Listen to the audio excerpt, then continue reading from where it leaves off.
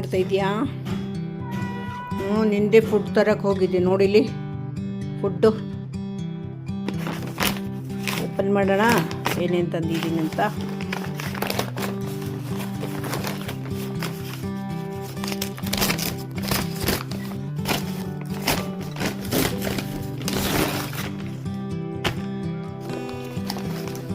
ನೋಡು, ನಿಂದೆ ಫುಡ್ ಇದು.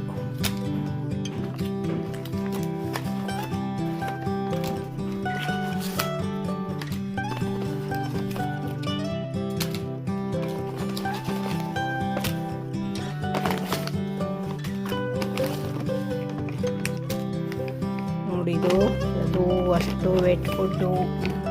ಈ ಕಡೆ ಬಾ. ಇದು ವೆಟ್ ಫುಡ್ಡು, ಇದು ಡ್ರೈ ಫುಡ್ಡು, ಇದೊಂದು ಬೆಲ್ಟು ಹೊಸದು ಹೀಗೆ ಕೊರಳಿ ಕಟ್ಟೋಕ್ಕೆ. ಇವೆಲ್ಲ ಬೇರೆ ಕ್ಯಾಟ್ಗೆ, ಡಾಗಿಗೆ, ಬೇರೆ ಡಾಗಿಗೆಲ್ಲ ಹಾಕೋಕ್ಕೆ. ವೀಕ್ಲಿ ಒಂದ್ಸಲ ಹೋಗುತ್ತೆ ಇದು ಪ್ಯಾಕೆಟು, 200 ರೂಪೀಸ್ದು.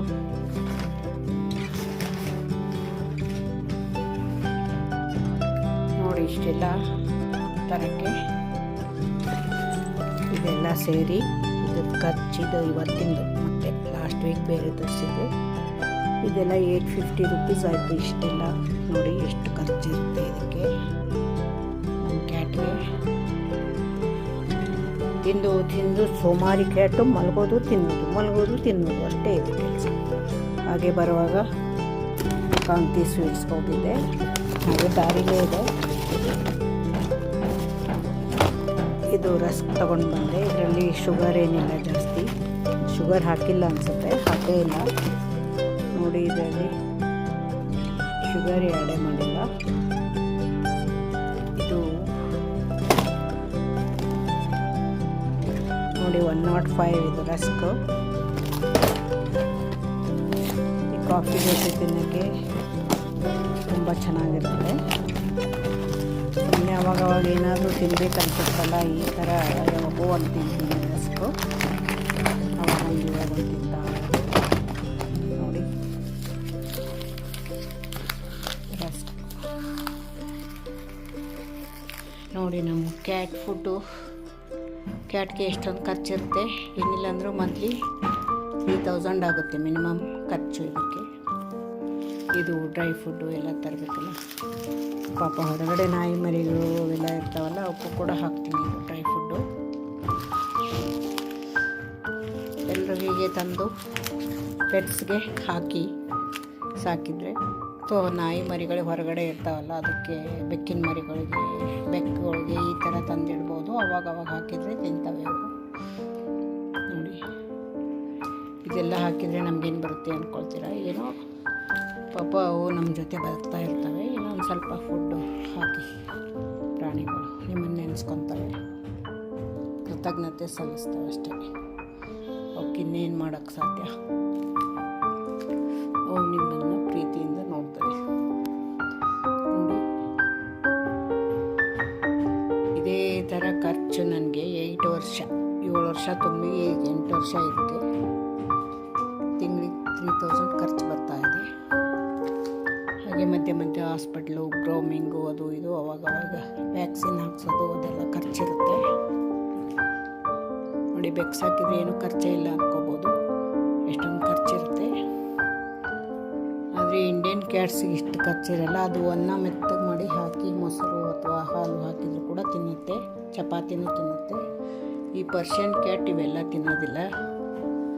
ಈ ಫುಡ್ ಮಾತ್ರ ಬೇಕಿದ್ದಕ್ಕೆ. ನೀವು ವೆಟ್ ಫುಡ್ ಇದು, ಆಮೇಲೆ ಫಿಶ್ ಇದು flavour.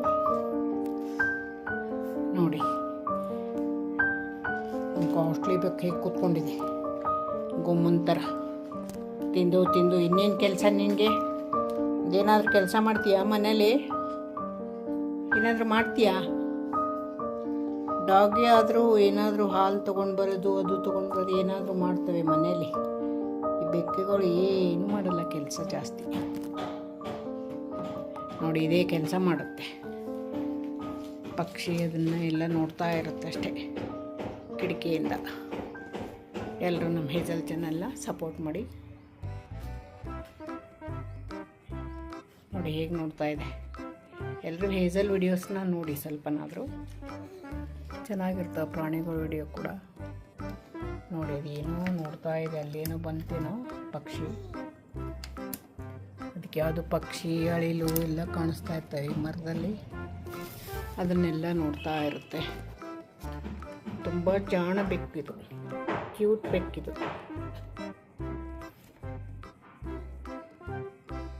Thank you so much. ನೋಡಿ ಇದಕ್ಕೆ ಸುಮ್ಮನೆ ಬೆಲ್ಟ್ ಕಟ್ಟಿದ್ದೀನಿ.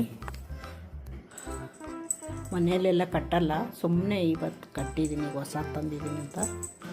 ನೋಡಿ ಹೀಗೆ ಒಂದು ಕಾಟ್ ಇರುತ್ತಲ್ಲ, ಹೀಗೆ ಹಾಕಿಬಿಟ್ರೆ ಅದು ಎಲ್ಲೂ ಹೋಗಲ್ಲ, ಇಲ್ಲೇ ಇರುತ್ತೆ. ನೋಡಿ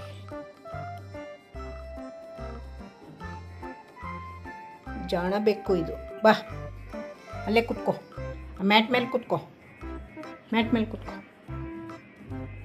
ಇದರಿಂದ ನೀನು ಇದು ದಾಟಿ ಎಲ್ಲಿ ಹೋಗೋಕ್ಕಾಗಲ್ಲ. ಬಾ ಬಾಮ್ಮ ಹೇಸಲ್, ಬಾ.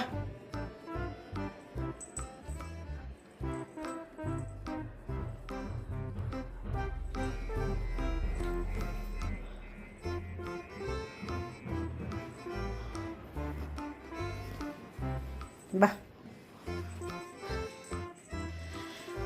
ಅಯ್ಯಬ್ಬ,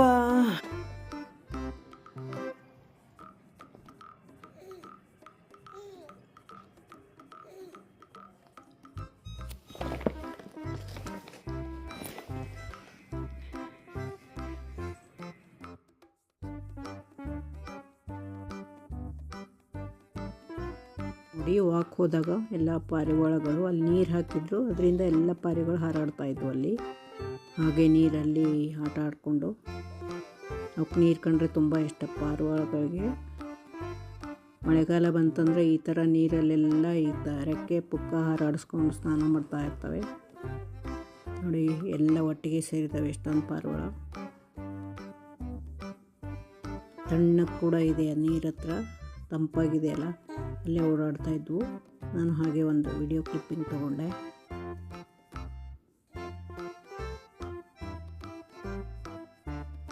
ನೋಡಿ ಚೆನ್ನಾಗಿ ಹಾರಾಡ್ತಾ ಇದ್ದಾವೆ ಪಾರಿವಾಳಗಳು.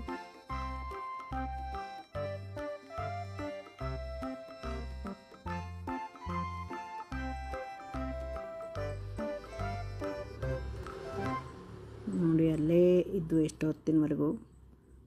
Thank you so much.